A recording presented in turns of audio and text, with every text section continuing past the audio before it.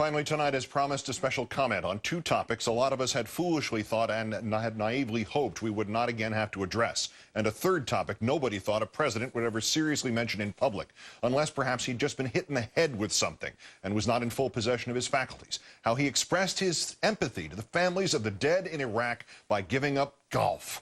The president has resorted anew to the sleaziest fear-mongering and mass manipulation of an administration, of a public life dedicated to realizing the lowest of our expectations.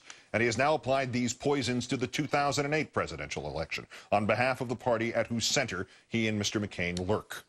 Mr. Bush has predicted that the election of a Democratic president could, quote, eventually lead to another attack on the United States. This ludicrous, infuriating, holier-than-thou, and most importantly, boneheadedly wrong statement came yesterday during an interview with Politico.com and online users of Yahoo. The question was phrased as follows: if we were to pull out of Iraq next year, what's the worst that could happen? What's the doomsday scenario? And the president replied, doomsday scenario, of course, is that extremists throughout the Middle East would be emboldened, which would eventually lead to another attack on the United States. The biggest issue we face is, it's bigger than Iraq, it's this ideological struggle against cold-blooded killers who will kill people to achieve their political objectives. Mr. Bush, at long last, has it not dawned on you that the America you have now created includes cold-blooded killers who will kill people to achieve their political objectives? They are those in or formerly in your employ who may yet be charged someday with war crimes. Through your haze of self-congratulation and self-pity, do you still have no earthly clue that this nation has laid waste to Iraq to achieve your political objectives? This ideological struggle you speak of, Mr. Bush, is taking place within this country. It is a struggle between Americans who cherish freedom, ours and everybody else's, and Americans like you, sir, to whom freedom is just a brand name, just like Patriot Act is a brand name, or Protect America is a brand name.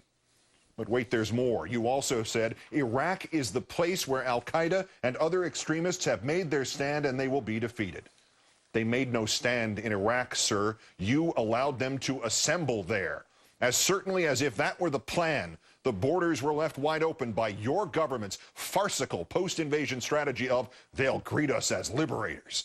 And as certainly as if that were the plan, the inspiration for another generation of terrorists in another country was provided by your government's farcical post-invasion strategy of letting the societal infrastructure of Iraq dissolve, to be replaced by an American viceroyalty, enforced by merciless mercenaries who shoot unarmed Iraqis and then evade prosecution in any country by hiding behind your skirts, sir.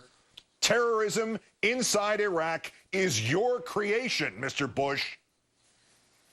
It was a Yahoo user who brought up the second topic upon whose introduction Mr. Bush should have passed or punted or gotten up and left the room claiming he heard Dick Cheney calling him. Do you feel, asked an ordinary American, that you were misled on Iraq? I felt like there were weapons of mass destruction. You know, mislead is a strong word. It almost connotes some kind of intentional. I don't think so. I think there was not only our intelligence community, but intelligence communities all across the world shared the same assessment. And so I was disappointed to see how flawed our intelligence was. Flawed.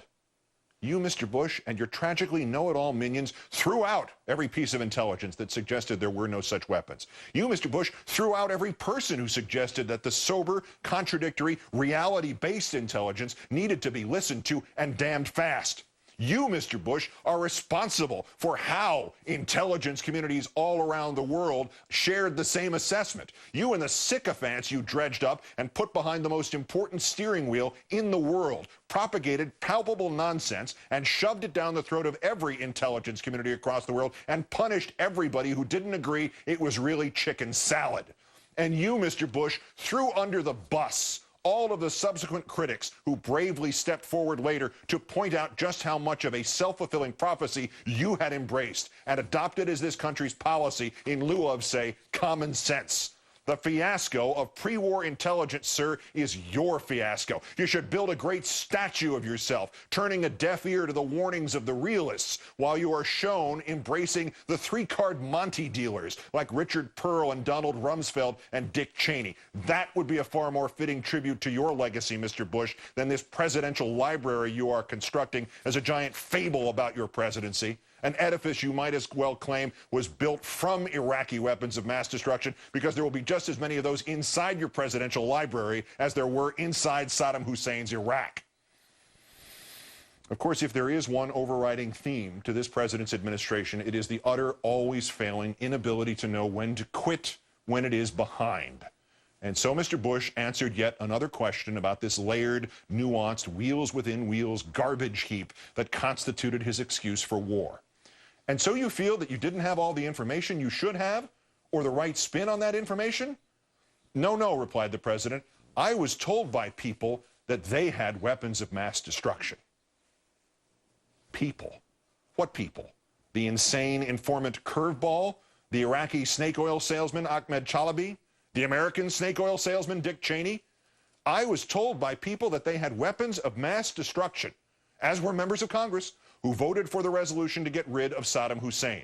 And of course, the political heat gets on, and they start to run and try to hide from their votes. Mr. Bush, you destroyed the evidence that contradicted the resolution. You jammed down the Congress's throat the way you jammed it down the nation's throat. When required by law to verify that your evidence was accurate, you simply resubmitted it with phrases amounting to "see, I done proved it," virtually written in the margins in crayon. You defied patriotic Americans to say the emperor has no clothes, only this time with the stakes, as you and the mental dwarves in your employ put it, being a mushroom cloud over an American city.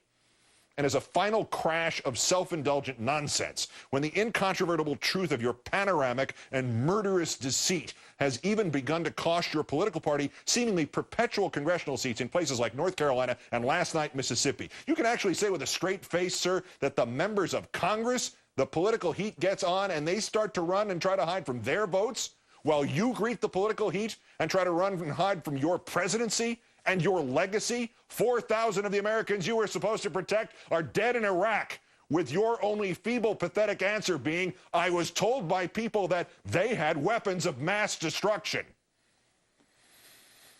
Then came Mr. Bush's final blow to our nation's solar plexus, his last reopening of our common wounds, his last remark that makes the rest of us question not merely his leadership or his judgment, but his very suitability to remain in office. Mr. President, he was asked, you haven't been golfing in recent years. Is that related to Iraq? Yes, began perhaps the most startling reply of this nightmarish blight on our lives as Americans, on our history. It really is. I don't want some mom whose son may have recently died to see the commander-in-chief playing golf. I feel I owe it to the families to be in solidarity as best as I can with them. And I think playing golf during a war just sends the wrong signal.